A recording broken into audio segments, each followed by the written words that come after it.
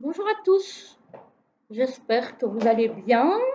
Je vous retrouve aujourd'hui pour vous faire votre petite vidéo du mois lithothérapie.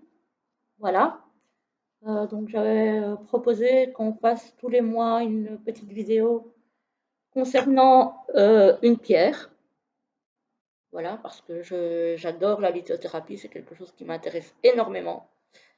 Et donc j'avais envie de vous partager un petit peu ça pour ceux que ça intéresse. Alors aujourd'hui, on va parler du lapis lazuli, qui est une pierre bleue avec des incrustations dedans. On les voit bien là. Voilà.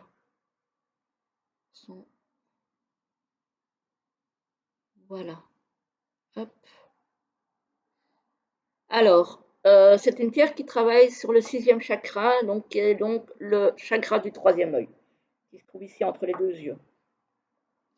Alors, c'est une pierre qui, au niveau physique, travaille sur tout ce qui est la pousse des cheveux, la pousse des ongles, sur la peau aussi, si vous avez des problèmes de peau, style eczéma, etc. etc.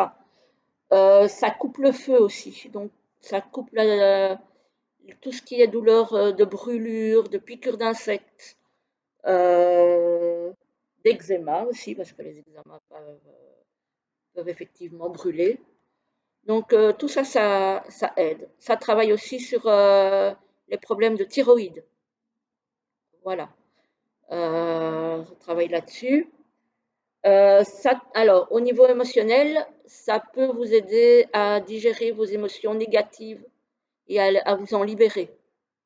Donc, si vous avez des émotions négatives, de colère, de chagrin, voilà, ça vous aidera à vous en libérer.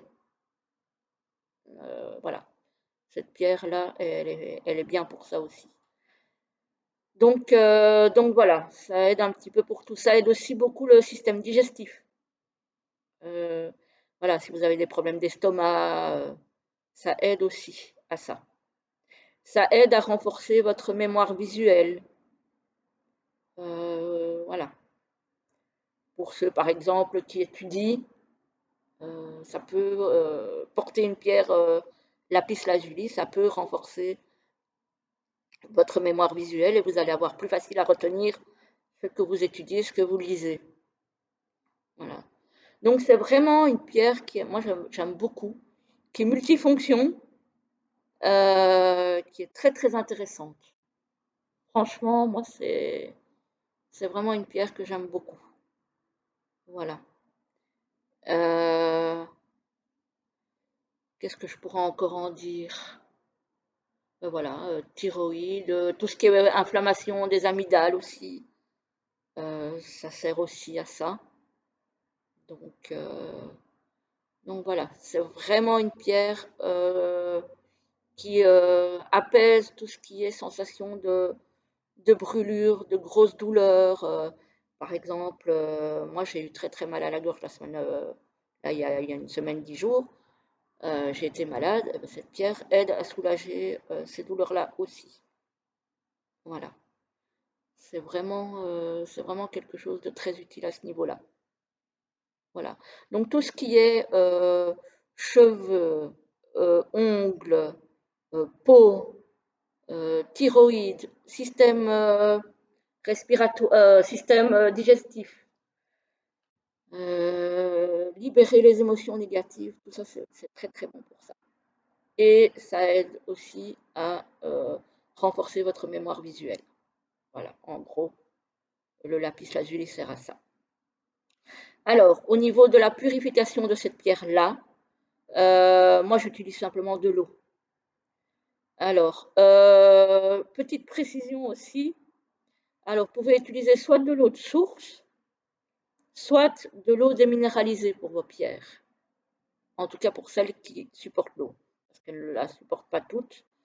Euh, je déconseille en général l'eau du robinet, où il peut y avoir des traces de calcaire, de plomb, de toutes ces choses-là, qui sont pas très bonnes et qui finissent par abîmer les pierres.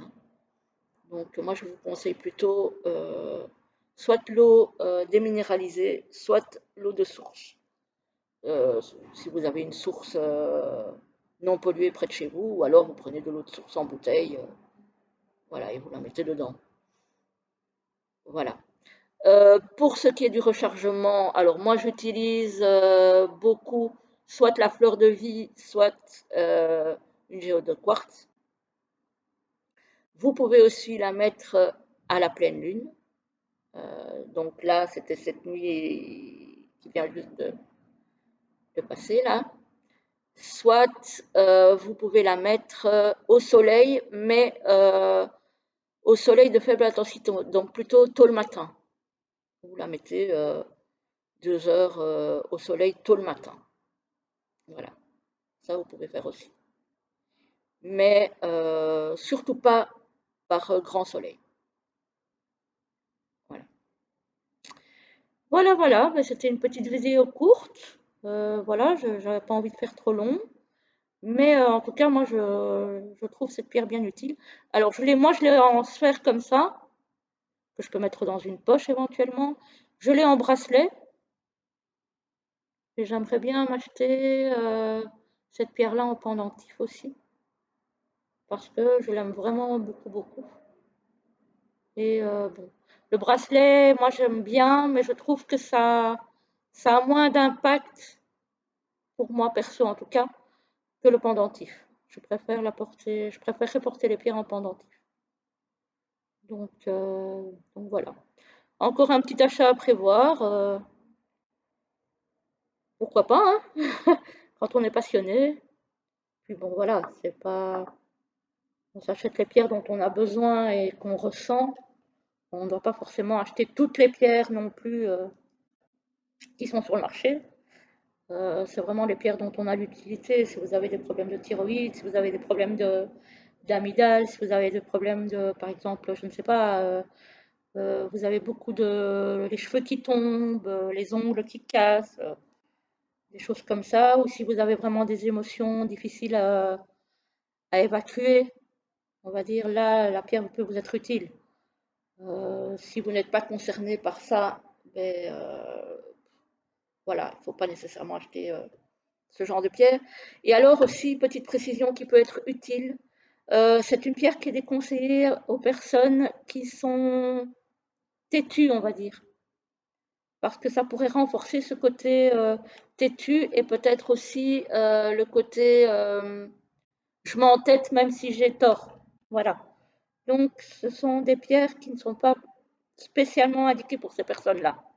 Voilà. Sans jugement aucun, mais voilà, je préfère le dire. Les personnes un peu trop sûres d'elles, qui sont têtues, et ces personnes-là n'ont pas d'utilité à ce genre de pierre-là. Voilà, voilà, j'espère que cette petite vidéo vous aura plu et je vous retrouve bientôt pour une autre vidéo. À bientôt, je vous souhaite une bonne journée.